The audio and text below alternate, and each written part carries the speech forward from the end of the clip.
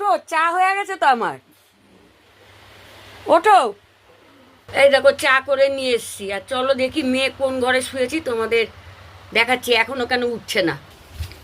কি সুন্দর হাওয়া দিচ্ছে দেখো, বুঝেছো কত সুন্দর হাওয়া। আরে এই রূপা, হ্যাঁ এই চা হয়ে গেছে তো, ওঠ। দেখো শুয়ে রয়েছে, উঠছেই না, দেখেছো? আসলে কি বলতো, ওইখানটা দিয়ে খুব হাওয়া ঠাওয়া আসে তো, এই জন্য এখানটার মধ্যে শুয়ে থাকতে ভালো লাগে। ওট ওট ওট ওট, চা হয়ে গেছে, ওট। সকালবেলা রাত রাত মেজে মুখ ধুয়ে দেওয়া শুয়েছে। বুঝলে, কালকে অনেক রাতে শুয়েছে তো। দেখো এই ঘরে একটা না আমার চৌকি আনার খুবই দরকার। চৌকি আনতে আমি আমার গিয়েছিলাম, 3,000 টাকা দাম যাচ্ছে।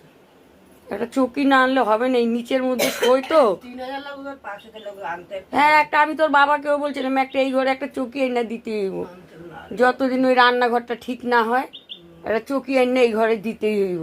তাছাড়াও আসলে খুব অসুবিধা শোয়ার অসুবিধা হয়, বুঝলে, আসলে সত্যি অসুবিধা হয়। তা চল চল চা খাইতে চল। আমি যখন ছিলাম দিদার লেঙ্গুর ধরে থাকতাম। হ্যাঁ, দিদা দিদার যেখানে থাকতো সেখানে আমি। এখন তো দিদা আর নেই, কার লেঙ্গুর ধরবো বলো? আর কই আর লাভ নেই।